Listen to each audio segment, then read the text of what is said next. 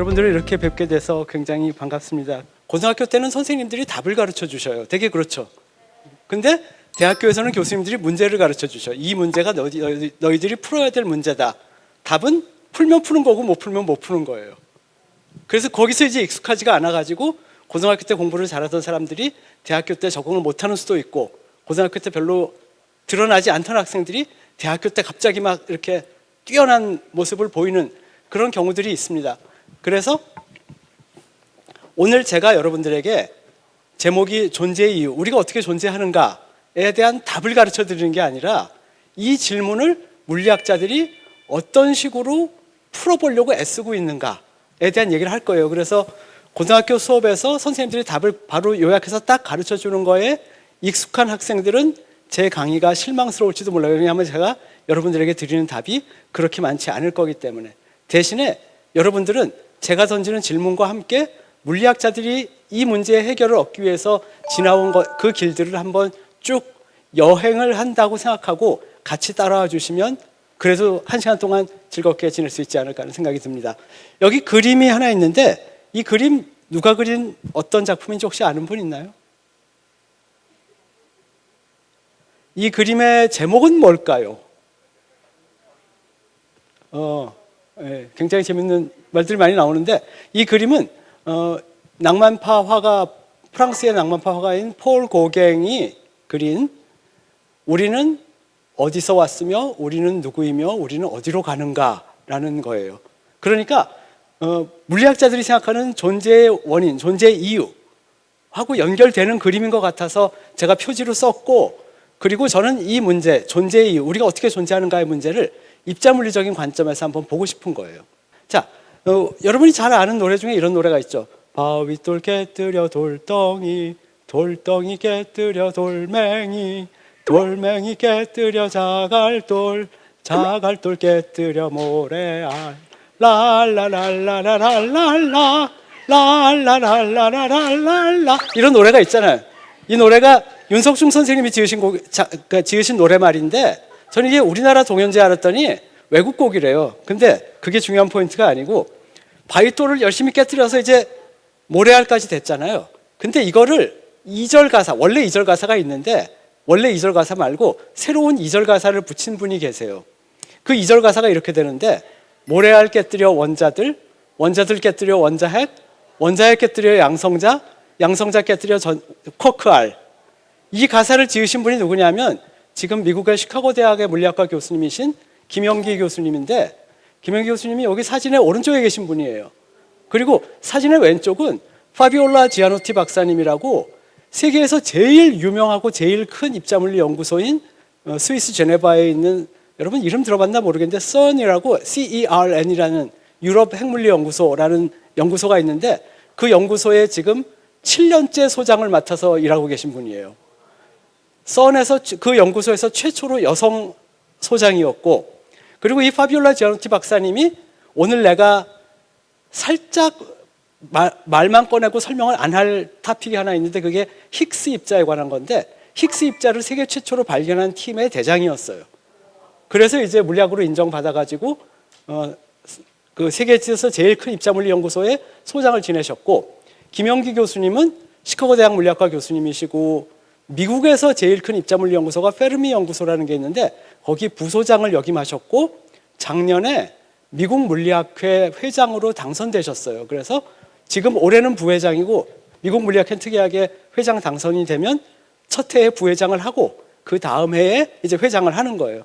그래서 내년부터는 미국 물리학회 전체 물리학자들을 다 이끌어가는 물리학회 회장님 역할을 하실 분인데, 이 김영기 교수님이 그 가사 2절을 지으신 거예요. 근데 너무 안타깝게도 김영기 교수님은 한국에서 고려대학교를 나오셨어요. 연세대학교를 나왔으면 좋았을 텐데. 그래서 내가 바라는 거는 여러분 중에 훌륭한 학생들이 연대에 많이 와가지고 더 뛰어난 업적을 만들어줬으면 좋겠다 하는 거고, 여기 보면은 이제 김영기 교수님이 쓰신 가사를 여기서부터 봅시다. 그래서 모래알을 깨뜨리면 원자들, 여기 보면 원자가 있죠. 지금 레이저 포인터가 안 돼서 미안한데 왼쪽에 있는 그림에 위에 동그랗게 1 써 있는 게 뭐냐면 대략 원자 하나 얘기하는 거예요. 그리고 원자 하나의 크기, 원자 하나 크기 얼마쯤 되는지 아는 사람이 있어요? 원자 하나 크기가 대략 1옹스트롬인데 10의 마이너스 10승 미터, 그러니까 0.0000 해가지고 점 앞에 붙은 0까지 합쳐서 0이 10개 있고 그 다음에 1 붙으면 그게 이제 원자 하나의 크기예요. 그래서 원자를 보면 가운데에는 원자 핵이 있고 바깥에 전자가 있죠. 그리고 원자 핵은 자세히 들여다보니까 양성자, 중성자, 여기 P라고 쓴 건 양성자, 프로톤, N이라고 쓴 건 중성자, 뉴트론이에요. 그래서 양성자, 중성자가 저렇게 막 얽혀 있어요. 그리고 전자는 바깥에 있고, 이건 뭐 고등학교 때 다, 학교에서 수업 시간에 다 배운 내용이겠지만, 원자 크기 대비 원자 핵의 크기가 얼마나인가? 굉장히 작죠. 네, 굉장히 작아요. 원자 크기가 1옹스트럼이면 원자 핵의 크기는 대략 그거의 10,000분의 1쯤 돼요. 10,000분의 1이라는 말은 100m 운동장의 1cm 정도. 그렇죠. 그러니까 고등학교 운동장 가로 세로 100m 있다면은 거기에 조그마한 돌멩이 하나 정도가 이제 원자 핵의 크기인데, 원자 핵 안에는 또 양성자, 중성자가 막 박혀 있거든요. 그래서 양성자 하나 띄어내면 걔는 다시 원자 크기 비해서 10만 분의 1로 줄어들어요. 그러니까 수소 원자 같은 경우는 양성자 하나밖에 없으니까, 수소 원자의 원자 핵은 양성자 하나밖에 없으니까 수소 원자의 원자 핵의 크기는 수소 원자 크기에 대비 10만 분의 1밖에 안 되는데, 10만 분의 1이라 그러면 100m 운동장에 1mm, 진짜 먼지 한 개. 그러면 이제 질문이 생기는데, 사실 이거 오늘 강의할 내용하고 별로 상관없는데 여러분 졸지 말라고.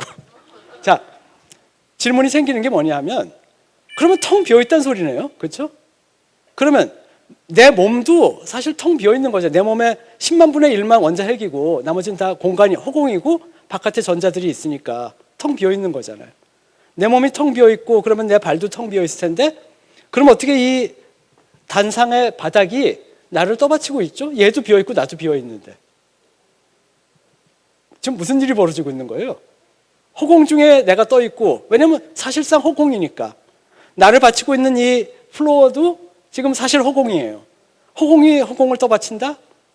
근데 분명히 나는 안 떨어지고 여기 잘 떠받쳐져 있잖아요. 무슨 일이 벌어지고 있죠?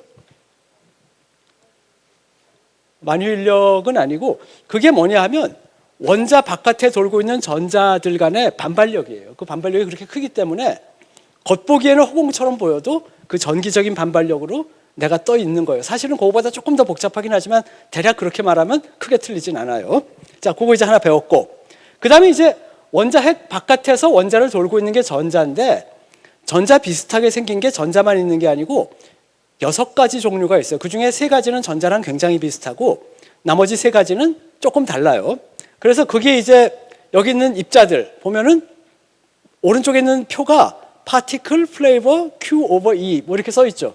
particle이라는 건 입자의 종류를 말하고, flavor라는 건 입자의 맛을 말해요. 물리학자들이 심심하니까 용어를 막 이상하게 짓는데 입자의 종류를 입자의 맛이라고 해요. 왜냐하면 쿼크를 처음 발견한 물리학자가 어떤 외국의 물리학자랑 모여서 막 물리 토론을 하다가 하도 날이 더우니까 아이스크림을 먹으러 갔대요. 아이스크림 먹으러 가다 보니까 왜 바스킨 무슨 그런 아이스크림 가게에 가면은 우리 집에는 아이스크림이 몇 종류가 있다 선전하죠. 31가지가 있다 그러잖아요. 그래서 물리학자들도 거기서 이제 아이디어를 따와가지고 입자들이 종류가 다른 걸 플레이버가 다르다고 말을 해요.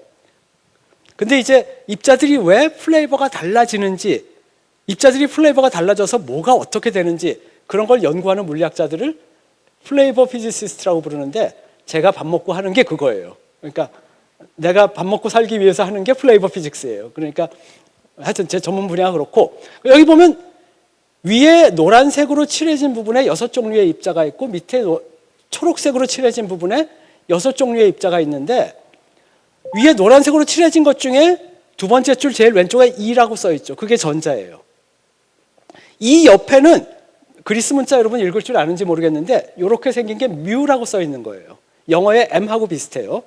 그리고 제일 오른쪽에 T자 비슷하게 써 있는 거 그리스어로 타우라고 하는데, 그래서 이 뮤 타우가 전자, 그리고 전자하고 비슷하게 생긴 전자의 형제들이에요. 사촌들.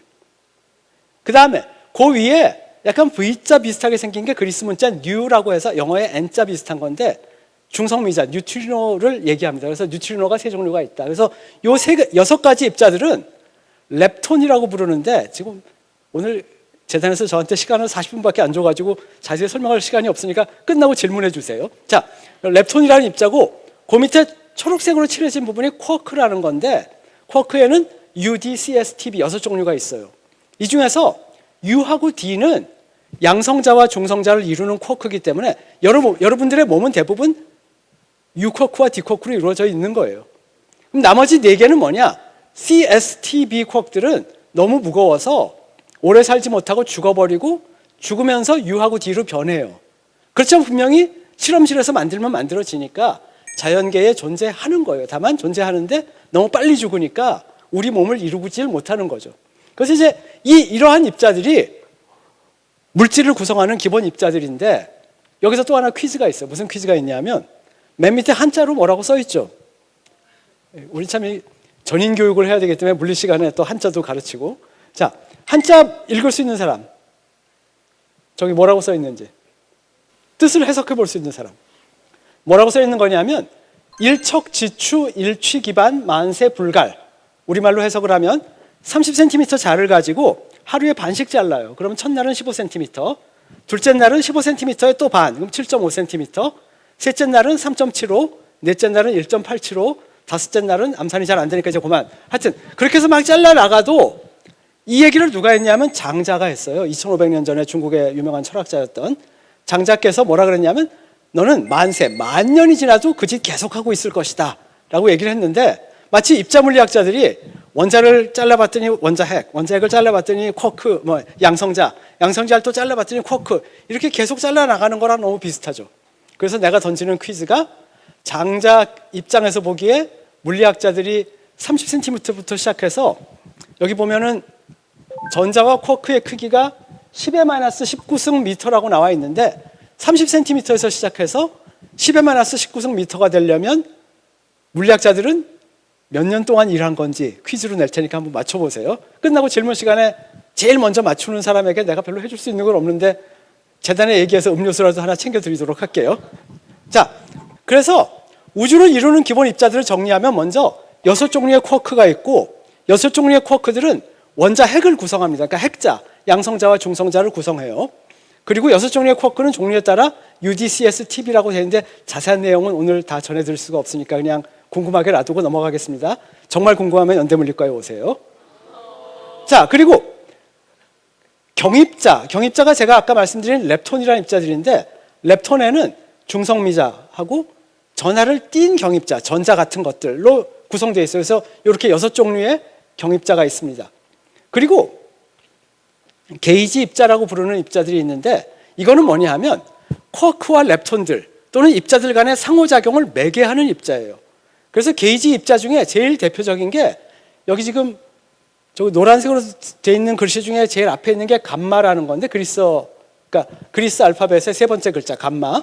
감마라는 거는 방사능 감마선을 얘기해요. 그래서 일반적으로 빛을 입자로 얘기했을 때 감마라고 표시합니다.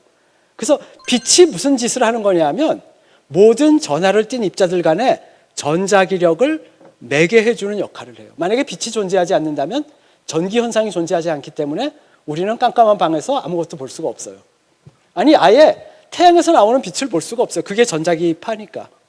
마지막으로 하나 남은 게 힉스 입자라는 건데 힉스 입자는 기본 입자의 질량을 주는 입자고 굉장히 중요한 입자예요. 그리고 우주를 이루는 이런 기본 입자들에 관한 이론이 처음 만들어진 게 1960년대 초반, 저하고 나이가 거의 비슷한데 1960년대 초반인데 그때 만들어진 이론을 표준 모형이라고 불러요. 스탠다드 모델. 그리고 스탠다드 모델을 만드신 분들이 다 노벨상을 탔어요. 굉장히 중요한 이론인데 1960년대에 만들어진 이론 중에서 입자 하나가 끝까지 발견되지 않고 있었는데 그게 힉스 입자였어요. 근데 그 힉스 입자가 50년 후에 2012년에 발견이 됐고 그 힉스 입자를 발견한 물리 연구팀의 대장이 아까 말씀드린 그 파비올라 지아노티 박사님이에요. 그 여자분.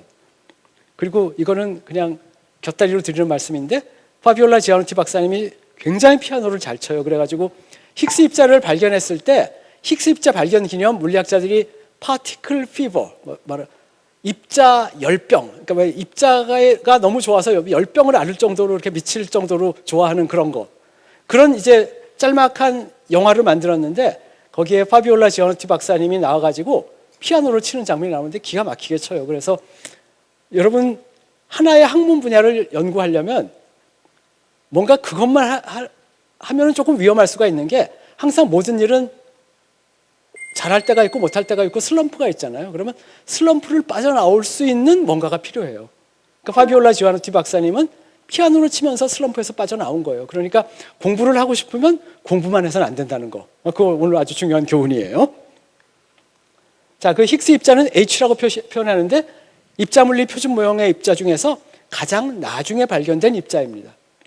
자, 그래서 이와 같이 입자물리학자들이 생각하는 우주를 이루는 기본 입자들을 한 페이지 포스터로 만들어 놓은 게 여기 지금 사진에 나와 있는데, 여러분 혹시 심심하면은 이 사이트에 가보세요. 이 사이트에 particleadventure.org라는 사이트인데, 이 사이트에 가보면 이 포스터뿐만 아니라 입자물리에 관한 소개가 굉장히 잘 되어 있어요. 그러니까 가보시고, 내가 오늘 하고 싶은 거는 지금 말한 입자들이 이 표에 어디 있는지 잠깐 훑어볼게요. 먼저 이건 이제 우리 몸을 구성하는 원자인데, 원자 안에 UUD 이렇게 쿼크 3개로 구성된 게 양성자예요. 프로톤. 그리고 UDD 이렇게 되는 게 뉴트론, 중성자예요. 그러니까 원자는 양성자와 중성자로 이루어져 있는데, 원자 핵은 각각의 양성자와 중성자는 전부 U쿼크 또는 D쿼크로 또 이루어져 있다 이 말이에요. 그리고 이렇게 쿼크들과 렙톤들은 합쳐가지고 페르미온이라고 불러요. 뭐 자세한 얘기는 지금 할 시간이 없으니까 넘어갈게요.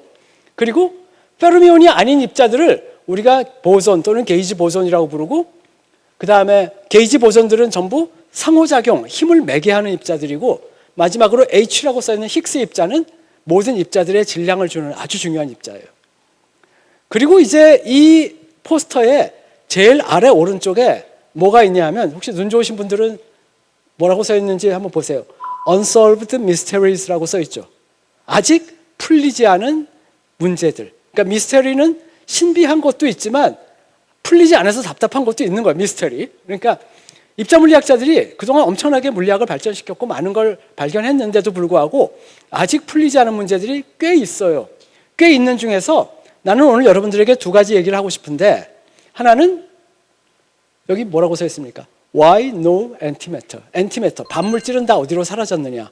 그래서 지금부터 잠시 반물질에 대한 얘기를 하고 싶은 거예요. 그리고 요거가 내가 하는 연구 분야이기 때문에, 반물질이란 건 뭐냐면 반입자로 이루어진 물질이에요. 그러면 여기서 반이라는 건 절반의 뜻이 아니고 반대한다는 거. 그러니까 입자가 존재하면 반입자가 존재합니다. 영어로는 antiparticle, antimatter라 그래요. 그래서 왼쪽에 보면 아까 제가 페르미온이라고 소개했던 UDCSTB 쿼크 6개, 그리고 6종류의 렙톤들이 있으면 우리 우주에는 그거에 짝이 되는 엔티파리클들이 다 있어요. 그리고 엔티파리클들은 일반적으로 입자 이름 위에다 위에 이렇게 바를 그려가지고 표시해요. 그런데 반입자가 왜 중요하냐 하면 20세기 현대 물리학의 중요한 2 기둥, 그러니까 고등학교 물리 교과서에서 배우는 뉴턴의 물리 법칙, 뭐 맥스웰의 전자기학 법칙으로는 설명이 안 되는 새로운 물리가 나온 게 20세기 초반인데, 그때 나온 2개의 새로운 기둥이 상대성 이론과 양자역학이었어요. 그런데 중요한 사실이 상대성 이론과 양자역학을 단순하게 결합하면 모순이 생겨요.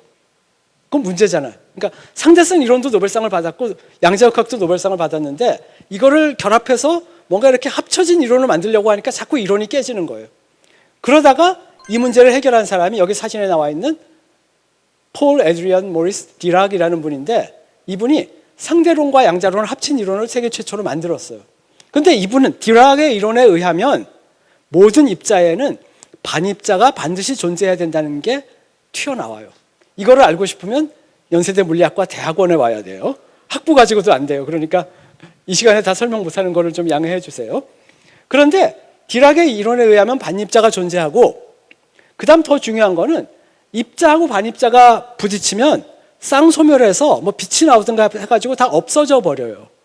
그러니까 우리 우주에 입자도 존재하고 반입자도 존재한다면, 그리고 내 몸은 다 입자로 이루어져 있거든요. 프로톤, 뉴트론, 그러니까 양성자, 중성자, 걔네들은 다 U쿼크하고 D쿼크예요. 그리고 전자, 이 바가 아니고.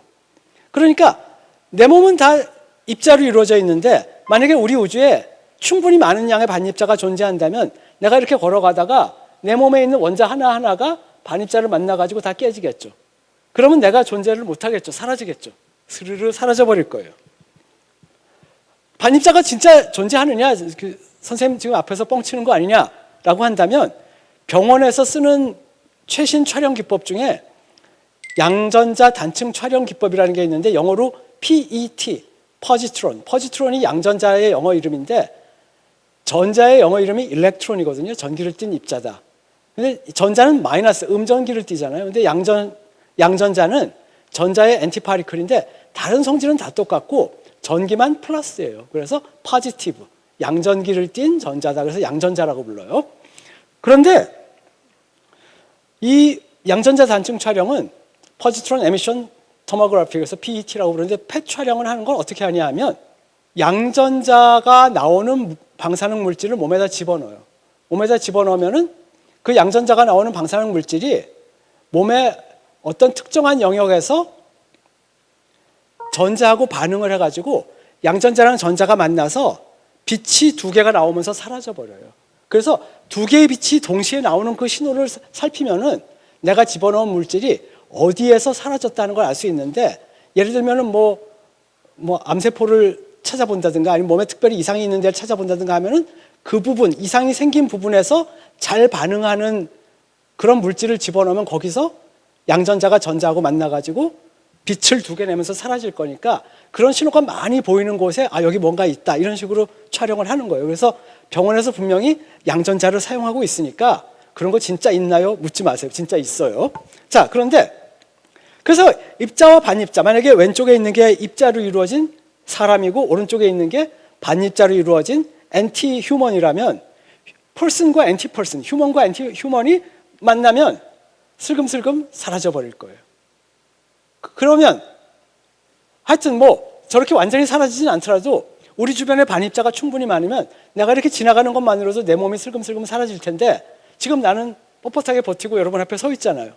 그 말은 우리 우주에 반입자가 분명히 있어야 되는데 반입자들이 많이 사라진 것 같아요. 그래서 내 몸이 온전하게 유지가 되고 있다는 소리예요. 즉 내가 앞에서 첫 장에 존재의 이유 써 있는데 존재의 이유 중에는 반입자가 사라졌기 때문에 우리가 존재할 수 있는 이유가 있단 말이에요. 그러면 물리학자들은 도대체 왜 어떻게 반입자가 사라져서 우리가 이곳에 이렇게 존재할 수 있는지에 대한 질문을 당연히 가지겠죠. 자, 반입자는 모두 어디로 사라졌을까에 대한 문제를 다시 한번 살펴봅시다. 빅뱅에서 우주의 물질이 만들어지는 과정은 입자와 반입자가 똑같은 양으로 생성됐을 거라고 믿어지고 있어요. 빅뱅 이론은 우주론에서 천문학자들이 다 관측해가지고 다 대부분 검증된 거기 때문에 빅뱅 이론에 따르면 우주가 뻥 터지면서 그러니까 시작할 때 뻥 터지면서 우주가 시작하면 입자와 반입자가 같은 양으로 생성돼야 돼요. 그런데 현재 우리 우주에는 반입자가 대부분 사라져 있단 말이에요. 어디로 갔는지 모르겠어요. 그리고 반입자가 사라진 문제는 물리학자들의 용어로는 CP 대칭성이라고 부르는, 좀 어려운 얘기해서 미안한데 CP 대칭성이라는 대칭성이 깨졌기 때문에 반입자가 사라졌다고 해요. 그러니까 많은 입자 물리학자들이, 저를 포함해서 많은 입자 물리학자들이 CP 대칭성이 도대체 왜 오는지, 어떻게 오는지, 얼마나 오는지 이런 거를 연구하는데 지금 말하자면 나의 커리어를 걸고 있는 거예요. 자, 그래서 이거를 실험으로 연구하는 실험팀들이 여기 써 있는 뭐 벨 실험, 바바 실험 이런 팀들이 있는데 이런 팀들이 한 일을 잠깐 소개를 해주고 싶어요.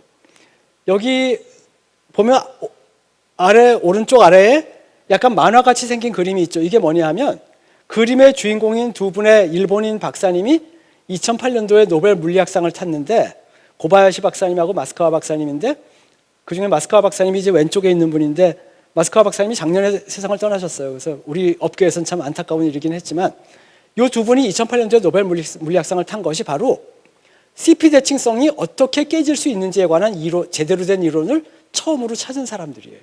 그리고 그거를 밑에 보면 뭔가 많은 물리학자들이 달겨들어서 실험을 한 것처럼 보이잖아요. 만화에. 저 실험팀에 내가 속해 있었어요. 그래서 그 얘기를 하고 싶은 거예요. 자, 근데 이거는 뭐냐 하면 연세대학교 대선배님 중에서 제가 다니는 교회, 세상을 떠난 지 이제 한 25년 되신 분인데 오래전에 돌아가셨어요. 저희 교회 목사님이셨던 분이에요. 김종수 목사님이라는 분인데 이분이 연세대학교 응원단장을 하셨대요. 뭐 그게 중요한 포인트는 아니고. 그런데 이제 제가 그 교회를 다니다가 대학 졸업하고 미국으로 유학을 가게 되니까 저한테 성경책을 선물로 주시면서 뭐라고 써놓으셨냐면 평화의 사도가 되래요. 그래서 속으로 콧방귀도 안 꼈어요. 그러니까 아니 난 물리학하러 가는데 내가 무슨 평화의 사도냐. 근데 차마 어른 앞에서 그럴 수는 없으니까 공손히 성경책을 받아오긴 했는데 저는 진짜 왜 저분이 나한테 평화 얘기를 하는지를 이해를 못했는데 미국에 딱 가니까 내가 뭘 배웠냐 하면 세계적인 물리학자 중에서 노벨 평화상을 받은 사람이 진짜 있더라고요. 여기 오른쪽에 사진 나와 있는 분이 안드레이 사하로프 박사님인데 이분이 옛날 소련, 그러니까 지금 러시아가 옛날에 소련이라는 소비에트 연방공화국이었잖아요. 그 소비에트 연방이 공산주의의 종주국이었잖아요. 그래가지고 많은 위성 국가들을 거느리고 막 그랬는데 아무래도 공산주의 체제를 유지하려다 보니까 굉장히 인권을 억압하는 그런 사례들이 많으니까 반체제 인권운동가가 됐어요. 워낙은 세계적인 물리학자였어요. 여기 있는 영어로 막 써 있는 게 이 사하로프 박사님이 1967년도에 발표한 논문인데 어쨌든 이 논문이 세계적으로 유명한 논문인데 설명을 조금 이따 할게요. 그 논문도 쓰시고 이렇게 정말 러시아, 그러니까 소련의 탑 물리학자이신 분인데 이분이 반체제 인권운동을 하다 보니까 소련에서 이해 안 되겠다 그러고는 가택연금을 해버렸어요. 가택연금을 한 상황에서 이분의 그 반체제 인권운동한 거가 평화에 기여를 했다고 인정을 받아가지고 1975년도인가 진짜 노벨 평화상을 타신 거예요. 그래서 이분은 노벨 물리학상은 없지만 노벨 평화상을 가지고 계세요. 근데 노벨 평화상을 받으러 못 갔어요. 가택연금이 돼 있어서 집에 묶여 있어서 못 나가게 막은 거예요. 그러다가 소련이 이제 경제 상황이 안 좋으니까 서방 세계에 우리 친하게 지내자라고 화해의 제스처를 하기 위해서 사하로프 박사님을 이제 80년대쯤 풀어주셨죠.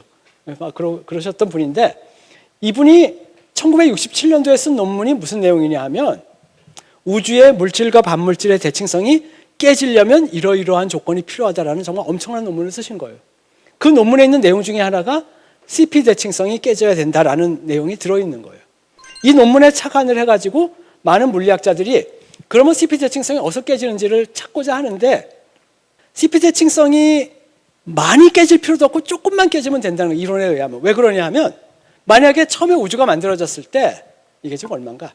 이게 10억이니까 100억이네. 매터, 입자가 100억에 한 개 정도, 100억 플러스 한 개쯤 있고 엔티매터, 반물질이 100억 개 있다면은 100억 개 중에 하나 차이 나는 거니까 거의 똑같다고 볼 수 있잖아요. 거의 똑같지만 무슨 일이 벌어져요? 입자와 반입자가 한 개씩 서로 충돌해서 사라지죠. 그리고 마지막으로 하나가 남죠.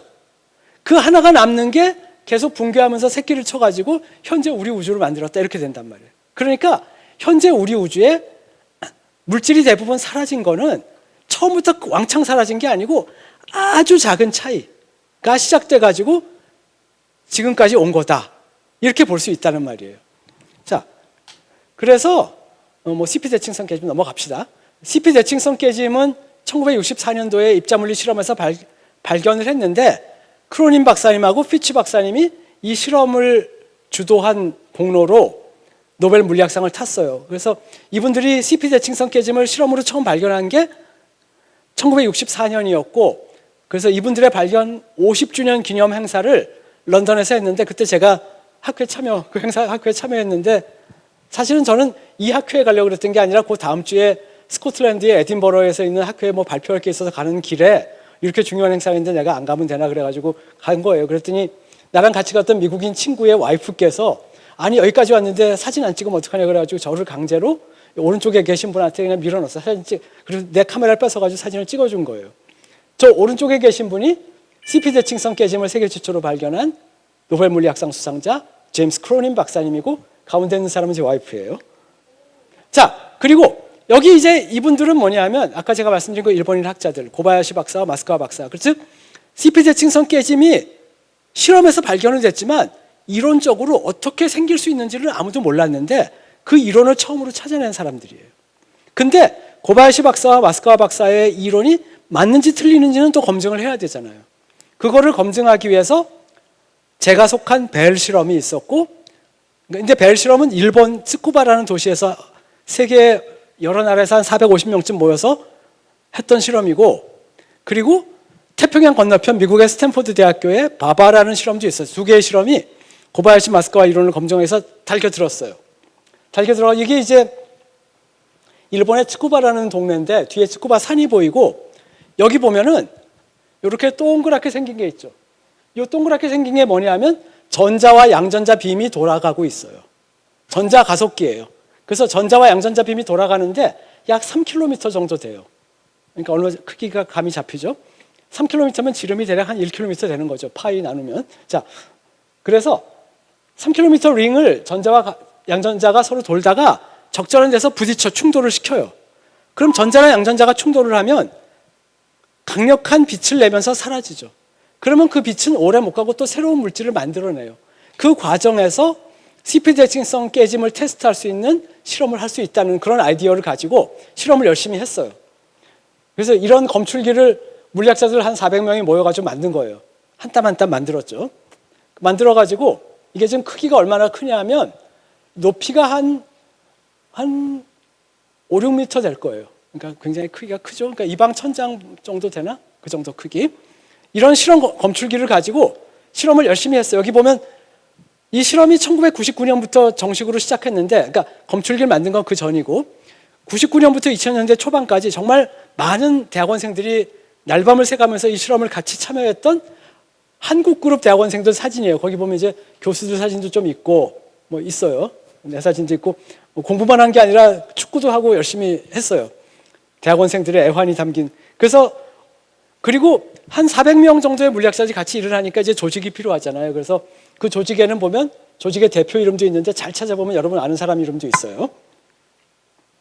그 다음에 이건 뭐냐면 마지막에 이제 결과를 막 학회에 발표하고 논문을 써야 되는데 막판까지 그 스탠포드의 바바 실험하고 막 경쟁을 하니까 서로 지지 않으려고 거의 정말 1999년에 실험을 해서 2000년, 2001년, 2002년까지는 정말 큰 학회 앞두고는 몇 날 며칠을 대학원생들이 막 같이 모여서 밤을 새면서 일을 한 거예요. 그래서 여기 보면 이게 지금 일본인데 일본은 바카스가 아니고 뭐 다른 드링크인데 바카스랑 똑같이 생긴 드링크 있죠. 여러분 바카스가 뭔지 아나?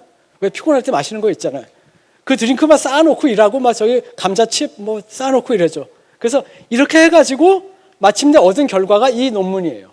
이 논문에 여러 명이 이제 논문을 같이 썼는데 뭐 딴 건 볼 거 없고 이 그래프를 보면 하얀색 그래프가 있고 까만색 그래프가 있죠. 그래서 하얀색 점과 까만색 점이 입자와 반입자의 성질의 차이를 나타내는 건데 미세하지만 차이가 나고 있다. 이것이 고바야시 마스카와 이론을 세계 최초로 증명을 한 거예요. 그 덕분에 고바야시 박사와 마스카와 박사님이 두 분이 2008년도에 노벨 물리학상을 탔고 우리는 노벨 물리학상을 타게 만들었다는 것에 만족하고 그 다음 실험을 계속 하는 거죠.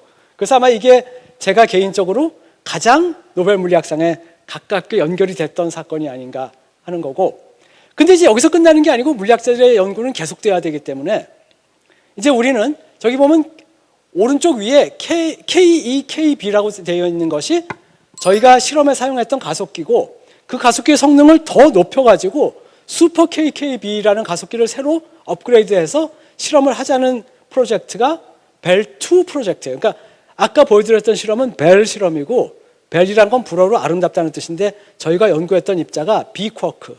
비쿼크는 워낙 바텀 쿼크라는 뜻이지만 비쿼크를 연구하는 우리 같은 사람들은 아름답다 그래서 뷰티 쿼크라고 부르기도 해요. 그래서 벨 실험은 비쿼크를 연구하는 실험인데 벨 실험의 제2세대 벨2 실험을 2011년부터 가속기와 검출기를 업그레이드하기 시작했고 그 과정에서 사람이 더 많이 필요하니까 벨 실험은 사람이 한 400명 정도 같이 했는데 벨2 실험은 한 1000명 정도가 같이 해요. 1000명 정도 해서 실험을 하는데 세계 곳곳에서 여기 점 찍은 게 다 참여하는 나라예요. 그래서 제가 일부러 지도를 우리나라가 가운데쯤 오게 딱 맞춘 거예요. 하여튼 점 찍은 나라 뭐 유럽에도 있고 아시아에도 퍼져 있고 미국에도 많이 있고 호주에도 있고 그래서 세계 26개 지역에서 약 1000명 정도가 같이 참여를 하는 실험을 지금 진행하고 있습니다. 이게 이제 벨2 검출기인데 아까 보여드렸던 벨 검출기랑 비슷하지만 속에 많은 부분들이 다 완전히 갭이 업그레이드가 됐어요. 훨씬 더 좋은 성능으로. 그래가지고 데이터를 부지런히 받고 있고 이 벨2 실험은 약 2030년대 초반까지 계속 실험을 할 것 같아요. 그리고 최종적으로는 벨 실험이 해결하지 못했던 문제들을 해결해보고자 하는 건데 자, 그래서 이제 여기까지 해가지고 반입자에 관해서 얘기를 했더니 나의 준비된 강의 자료는 절반이 끝났는데 시간은 다 지나가 버렸어요. 그래서 뭐 시간이 모자라니까 3분밖에 안 남았으니까 진행하기는 힘들지만 내가 무슨 말을 하려고 했는지만 얘기할게요. 그래서 내가 하려고 했던 얘기는 힉스 입자에 대해서 조금 얘기를 하려고 했고, 왜냐하면 힉스 입자가 입자들의 질량을 주기 때문에 힉스 입자가 없었으면 전자가 질량을 안 갖게 돼요. 그리고 전자가 질량을 안 가지면 양성자에 묶이질 않아요. 양성자와 전자가 서로 결합 상태를 못 만들면 수소 원자가 안 생기죠. 수소 원자가 안 생기면 그 뒤로 다른 원소들도 안 생길 거라고요. 그러니까 즉 원자가 안 생기면 우리 몸이 유지가 당연히 안 되겠죠. 그러니까 힉스 입자가 존재하는 것도 역시 우리가 왜 존재할 수 있게 되었는가에 답을 줄 수 있는 문제다 이 말이에요. 그러나 시간이 없으니까 워낙 강의 내용도 준비한 게 없고, 그 다음에 제가 하려고 했던 내용이 뭐냐면 아직 풀리지 않은 언솔브드 미스터리 중에 또 중요한 문제 하나가 다크매터, 암흑물질에 관한 이야기가 있는데, 제가 2019년에 재단 강의할 때는 암흑물질만 가지고 1시간을 강의를 했어요. 근데 오늘은 빼고 뺐지만 2분 안에 끝낼 수는 없기 때문에 여기서 강의는 마무리를 해야 될 것 같고 그냥 넘어갈게요. 그래서 암흑물질이 왜 암흑물질이 있다고 생각하는지, 그리고 암흑물질을 어떻게 찾아가는지 얘기들을 하고 싶었는데, 여기 지금 토스터 그림이 있죠. 이 토스터 그림이 왜 여기 있는지 궁금하면 이따 질문해 주시면 내가 질문한 거 핑계대고 답을 할게요. 그래서 암흑물질에 대해서 알고 싶으면 질문을 많이 해줘야 돼요. 그다음에 여기 보면 이런 이상한 그림 있잖아요. 이게 또 뭔지 궁금하면 질문해 주세요. 요거 하나만 얘기할게요. 그래서 암흑물질에 대해서 우리가 알게 된 건 뭐냐면, 우주를 연구해 보니까 우리가 알고 있는 화학 시간에 배우는 물질은 위에 주황색으로 된 부분 5%밖에 안 된다. 우주 전체 에너지 중에서. 그리고 파란색이 27% 암흑물질, 나머지 68%가 암흑 에너지. 그러니까 우리는 우주의 대부분을 여전히 모르고 있다는 거고, 암흑물질을 모르면 우리는 우주를 알고 있다고 말할 수 없는 거에다가 추가적으로 이거 여러 가지 많이 있는데 넘어가서, 우주가 생겨지는 과정에서 우주가 어떻게 생겼냐면, 우주가 팽창하면서 물질들이 중력으로 서로 잡아당겨서 별이 되고 별들이 모여서 은하가 되고 하는 과정이 필요한데, 암흑물질이 없었다면 우주에 물질이 충분히 많지 않기 때문에 138억 년의 시간은 별과 은하를 만들기에 충분하지 않은 시간이라는 것이 우주론자들이 열심히 이론으로 시뮬레이션 해봤더니 나오는 결과들이에요. 그러니까 현재 이 모습으로 우주가 존재하고 별이 존재하고 별에서 나온 산물로 우리 인간들이 존재하게 된 거는 암흑물질이 있었기 때문이란 말이에요. 즉 존재의 이유 중에는 암흑물질도 분명히 있다는 겁니다. 그래서 이제 암흑물질을 찾아 나가는 것이 물리학자들의 과제인데, 여기 한국 그룹이 하고 있던 일을 설명하는 이야기를 하고 싶었는데 시간이 없고, 그 다음에 요거는 우리 벨 실험에서도 하는 김에 암흑물질을 찾아보자 해서 논문이 몇 개 나왔는데, 이 논문들은 전부 다 암흑물질을 찾아봤더니 못 찾았더라 하는 논문들이에요. 그래서 마지막 페이지입니다. 우리가 존재할 수 있는 물리적 이유는 반물질이 사라지게 된 이유, 사라졌기 때문에 우리가 존재한단 말이에요. 그리고 암흑물질이 있는 이유, 그러면 암흑물질이 무엇인가, 이런 문제들이 아직 제대로 해결되지 않고 있어요. 그리고 힉스 입자가 없었다면 전자가 질량을 갖지 못하기 때문에 원자를 구성할 수가 없어요. 게다가 힉스 입자가 가지는 자세한 특징들이, 힉스 입자는 발견됐지만 아직 해결되지 않은 많은 문제들이 있어요. 그러니까 아직도 우리가 왜 존재하는지에 대한 물리학자들의 대답은 지금 이제 발걸음을 뗀 거예요. 그래서 그 해답을 찾기 위해서 우리는 연구를 시작하고 있는 겁니다. 우리의 존재의 근원을 궁금해하고 탐색하며 연구하는 것은 인간됨의 특성이라고 저는 생각하고, 또 인간됨의 권리이자 의무라고 생각해요. 우리가 사람이기 때문에 궁금해하는 것이고, 사람이기 때문에 알고자 노력해야 되는 거라 이 말이에요. 그래서 이 탐험은 계속돼야 됩니다. 영국의 유명한 시인 T.S. 엘리엇이 그의 시에 이런 말을 했는데, We shall not cease from exploration. 우리는 탐험을 멈춰서는 안 된다.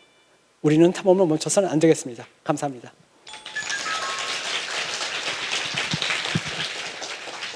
토스터기가 왜 나왔는지 질문. 예, 고맙습니다. 완전 유도신문한 것 같은. 자, 이 토스터기, 토스터가 어떻게 생겼는지 다 알죠? 이렇게 전기 꽂고 스위치 내리면 뜨거워져가지고 거기다 빵을 집어넣으면 빵을 잘 구울 수가 있는 거잖아요. 근데 만약에 깜깜한 밤이라고 생각하고 집안에 불을 하나도 안 켰어요. 더듬더듬 해가지고 토스터를 켰어요.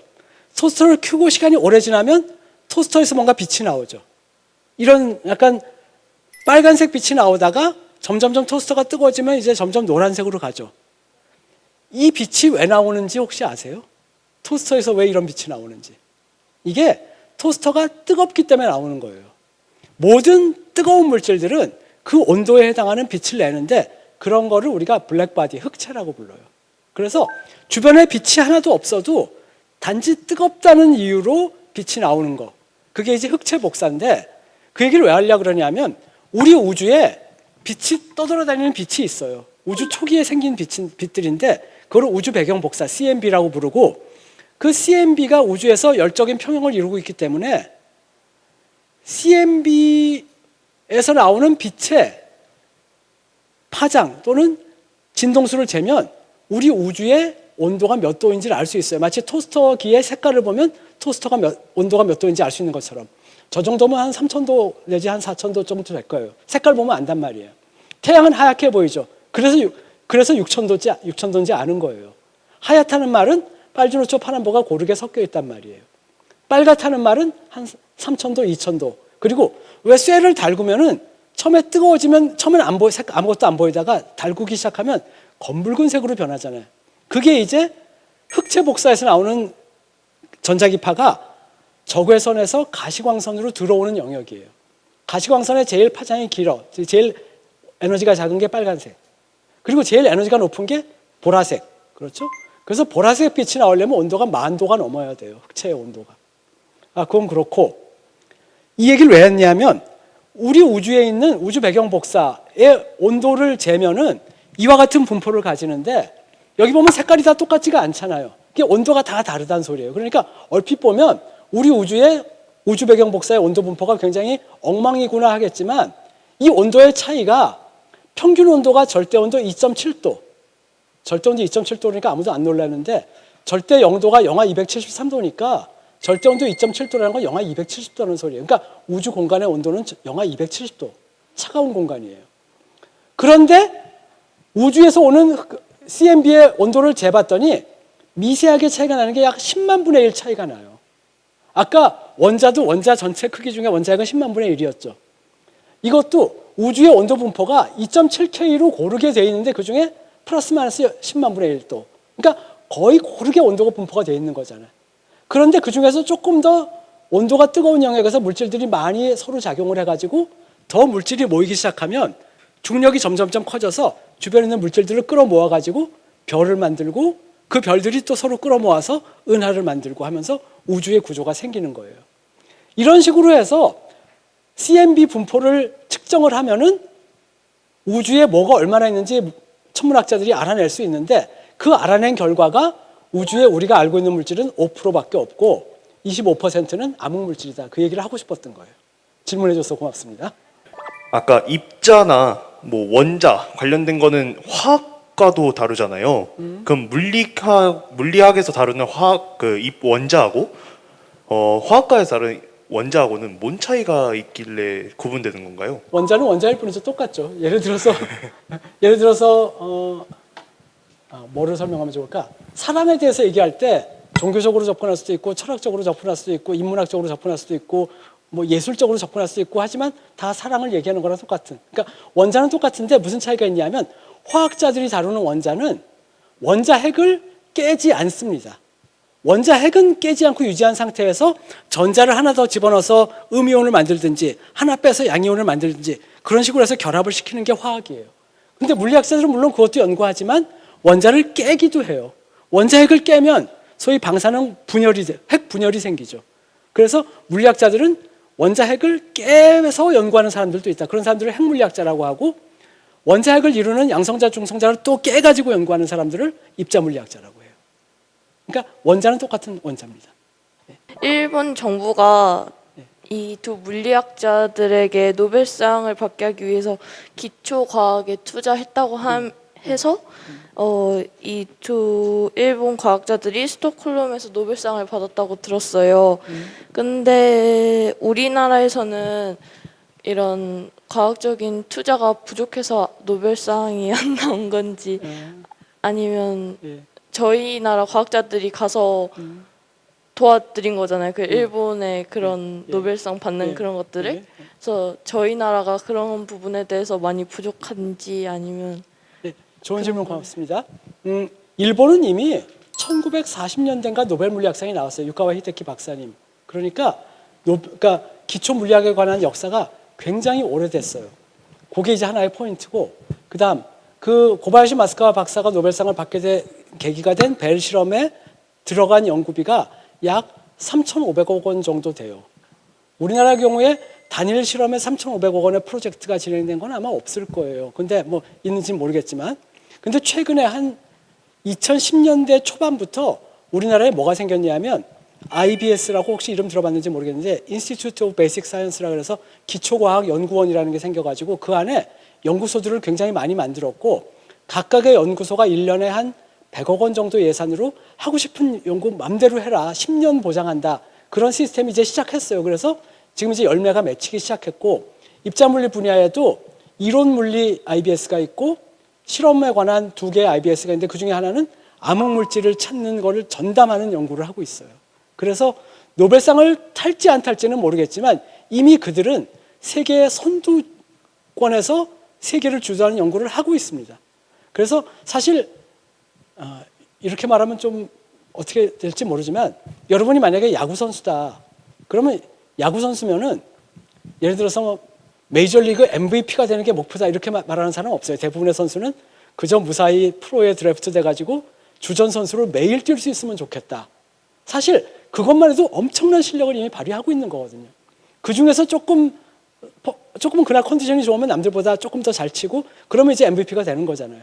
그래서 이미 남들과 같은 레벨에서 경쟁을 하고 있다는 것만으로 우리나라의 과학은 굉장히 발전한 거예요. 그래서 IBS뿐만 아니라 대학에 속한 교수님들도 굉장히 연구 열심히 하시는 분들 많이 계셔서 꼭 돈의 문제는 아닌 것 같긴 한데, 그럼에도 불구하고 아무래도 우리나라는 후발주자니까 뭔가 남들을 빨리 쫓아가야 된다는 약간 그런 강박관념이 좀 있었어요. 그래서 투자를 하더라도 소위 뭐 선택과 집중 이런 얘기 많이 하잖아요. 그래서 뭔가 계산이 서는 연구를 많이 하자. 요만큼 투자하면 요만큼 뽑아낼 것이다. 그러니까 회사에서 하면 좋을 만한 연구를 약간 국가에서 주도적으로 이렇게 장려했던 그런 경향이 지난 몇십 년 동안 좀 있었어요. 그러다 보니까 아무래도 결과가 잘 보이는 응용과학 쪽에 많이 투자가 됐고, 그래서 우리나라가 반도체가 세계 탑 클래스로 간 거잖아요. 그렇지만 뭔가 결과가 안 보이는, 어떻게 보면 저거를 연구에 미쳤잖아, 소위 크레이지 아이디어, 사실은 노벨상은 크레이지 아이디어에서 나오는 거거든요. 그런 거에 투자는 조금 미진했죠. 근데 이제 그런 문화가 바뀌기 시작한 게 IBS부터. 그래서 내 생각에 IBS가 잘 정착하고 그 후속 연구들이 이루어지면 아마 노벨상은 따라올 것 같아요. 내가 받을 수 있다는 소리는 아니에요. 네, 좋은 질문 고맙습니다. 이제 물리학에 관련해서 여러 역사들이 있는데, 이 중에 히로시마랑 나가사키에 떨어졌던 원자 폭탄을 만들었던 오펜하이머 박사님을 교수님께서는 아마 잘 아실 겁니다. 그리고 이제 물리학계에 그런 권위가 있으신 교수님으로서 앞으로도 그런 기초적인 물리학이나 화학이 오펜하이머가 만들었던 원자폭탄처럼 비도덕적인 일에 사용될 가능성이 있다고 생각하십니까? 아주 좋은 질문 고마운데, 그래서 과학자들이 정신을 차려야 되는 것 같아요. 그러니까 왜 보통 고등학교, 대학교 때까지만 해도 어떤 분야를 내가 전공하겠다 그러면 그렇게 한우물만 파는데, 우리나라는 옛날부터 한우물 파는 걸 굉장히 장려했잖아요. 그런데 내 생각엔 이제 내가 나이가 들어보니까 한우물만 파는 것보다는 조금 느리게 가더라도 여러 분야를 이렇게 두루 접하면서 가는 게 좋은 것 같아요. 그래서 어떤 분은 이제 탑을 쌓는 것과 산을 쌓는 거를 비유를 하는데, 탑을 쌓으면 높이 빨리 쌓을 수 있어요. 그러면 어떤 열매를 따는 데는 빠르게 딸 수는 있을 것 같은데, 모든 사람들이 다 탑을 쌓으면 그 구조가 아무래도 불안할 거예요. 결국은 산을 쌓는 거를 기다려주는 그런 기다림도 필요한 것 같아요. 그래서 과학자들도 자기 분야에서 남들보다 앞서 나가는 것도 중요하지만 사회 문제와 어떤 역사적인 그런 거에 대한 인식을 가지고 내가 하는 과학의 어떤 부분이 잘못해서 소위 어뷰스, 그러니까 잘못 사용될 경우에 인류에게 끼칠 수 있는 해악이 어떤 거가 있는지 끊임없이 고민하고 토론하고 그러면서 합의해서 우리가 이런 부분은 조심해야 되겠다라는 거를 계속 논의하면서 나가면 인류가 그래도 뭐 호모사피엔스 나와가지고 벌써 몇만 년째 잘 살아 있으니까 그 인류의 지혜가 아마 과학이 사람을 파괴시키는 그런 거를 막아줄 수 있지 않을까 저는 그렇게 생각합니다. 저게 제가 물체를 파동으로 바꾸는 실험을 성공했다는 실험 결과를 들었습니다. 원자끼리 결합되어 있으면 서로 상호작용을 해서 파동이 될 수가 없다고 들었는데 어떻게 그런 실험이 성공을 할 수가 있었나요? 지금 아마 물질파 얘기를 하는 건데 결국 입자냐 파동이냐 하는 거는 그러니까 우리가 알고 있는 어떤 물리학의 오브젝트, 객체, 뭐 어떤 대상, 물리학의 대상 그거는 입자라고 그러니까 입자의 성질도 가지고 있고 파동의 성질도 가지고 있는 거예요. 그럼 왜 그런 일이 벌어지냐 하면 우리가 생각하는 일반적인 일상 용어, 일상 언어로서의 입자라는 단어가 가지는 뜻 그리고 일상 언어로서의 파동이라는 단어가 가지는 뜻은 우리의 일상생활에서 축적된 지식과 경험으로 만들어진 단어들이에요. 그런데 입자의 세계는 이미 적용되는 물리 법칙이 양자역학의 법칙을 따르고 있으니까 적용되는 물리 법칙이 다르기 때문에 우리의 일상생활에서 축적되고 쌓여진 지식과 경험으로 얻어진 언어로 설명하기에는 부족하단 말이에요. 그러니까 어떤 물리학의 대상은 그 자체의 성질을 봐야지 입자라는 단어, 파동이라는 단어에 이렇게 너무 집착하면 안 되는 거예요. 그래서 그 데이비슨 거머 이런 사람들이 뭐 전자의 물질파 실험을 봤을 때는 전자가 파동으로서 어떤 역할을 하는 그 실험 결과를 제대로 포착해서 해석을 한 거고 사실 뭐 결합 상태에서는 파동이 안 된다 이 말은 내가 정확하게 맥락은 잘 모르겠는데 아마 학생이 다른 맥락에서 다른 이야기한 거를 조금 잘못 해석한 게 아닌가 싶은데 끝나고 휴식 시간에 좀 더 나한테 자세히 얘기해 주세요. 그래서 그 부분은 내가 뜻을 파악을 못했기 때문에 답을 할 수는 없지만 모든 소위 우리가 입자라고 부르는 것들은 입자의 성질과 파동의 성질을 다 가지고 있습니다. 그건 빛도 파동이라고 부르는 빛도 마찬가지예요. 빛도 입자의 성질과 파동의 성질을 다 가지고 있습니다. 제가 잘 이해를 했는지 모르겠지만 아까 CP 대칭성을 설명해 주실 때 입자의 수가 반입자보다 아주 조금 많아가지고 우리 세계가 유지될 수 있다 이렇게 설명해 주셨는데 맞나요? 네, 좋은 질문 고맙습니다. 사실 내가 CP 대칭성이 뭐냐에 대한 질문에 그 의문에 대해서 답을 안 했어요. 미안한데 시간이 없어서. 그래서 그걸 먼저 얘기할게요. CP 대칭성이라는 건 C하고 P라는 대칭성이 깨졌다는 소리인데 C는 뭐냐? 모든 입자를 전하를 다 반대로 만드는 거예요. 그러니까 반입자로 만드는 과정이고 P는 모든 입자의 특성을 거울 속에서 보는 것처럼 만드는 거예요. 그런데 C라는 작용과 P라는 작용을 동시에 하면 대칭성이 유지가 돼야 된다는 것이 사람들의 믿음이었는데 그 대칭성이 깨졌다는 거예요. 그리고 입자의 개수와 반입자의 개수를 얘기한 건 빅뱅 우주론에 따르면 초기 우주에 입자 개수랑 반입자 개수가 똑같아야 되는데 지금 왜 이렇게 차이가 나냐를 설명하려다 보니까 뭔가 대칭성이 깨져서 아주 조금이라도 차이가 났다면 그 차이가 138억 년의 시간이 흐르면서 지금 같은 큰 차이로 귀결된다는 그 얘기를 한 거예요. 그러니까 그거 자체는 CP 대칭성과 직접 관련 있는 건 아닙니다. 혹시 아까 토스터기 얘기를 하시면서 뜨겁다는 이유만으로 이제 빛을 방출한다고 하셨는데 혹시 뜨겁다는 게 뭔지 설명을 해주실 수 있으실까요? 고맙습니다. 주위 환경과 열적으로 평형을 이루고 있다라는 얘기고 열적으로 평형을 이루고 있는 물체는 우리가 온도가 몇 도다라고 말을 할 수 있어요. 가령 예를 들어서 깜깜한 밤에 내가 서 있어요. 넓은 공원에. 그러면 불빛이 하나도 없으면 깜깜하니까 사람들이 나를 볼 수가 없는데 누가 나를 볼 수가 있냐 하면 적외선 카메라를 들고 있는 사람이 나를 볼 수가 있죠. 적외선 카메라로 이렇게 뭐 깜깜한 밤에 움직이는 물체들을 볼 수 있잖아요. 그 원리가 뭐냐 하면 내 몸은 체온이 36.5도, 절대 온도로 약 300도 정도의 온도를 가지고 있고 300도 정도의 온도로 주변 환경과 열적인 평형을 이루고 있는 물체는 300도 온도에 해당하는 흑체 복사를 내는데 그 흑체 복사의 전자기파가 적외선이에요. 그러니까 우리 몸에서는 내 체온이 유지되는 한 끊임없이 적외선이 나오고 있는 거고 그 적외선을 카메라로 찍어내면 그게 적외선 카메라로 주변에 빛이 없어도 나를 볼 수 있는 그런 겁니다. 그래서 여기서 말하는 뜨겁다라는 건 뜨겁고 차가워의 개념이 아니고 온도를 분명히 얘기할 수 있는 그런 상태, 즉 열적 평형에 있는 상태를 얘기합니다. 너무 비유적인 표현을 써서 미안해요. 그것 때문에 혼동했을 수 있는데. 그러니까 얼마나 뜨겁냐, 그러니까 별로 안 뜨겁냐에 따라서 적외선이냐, 가시광선이냐, 자외선이냐, 뭐 거기에 차이가 나는 거죠. 참고로 CMB는 마이크로웨이브입니다. 너무 차가워가지고.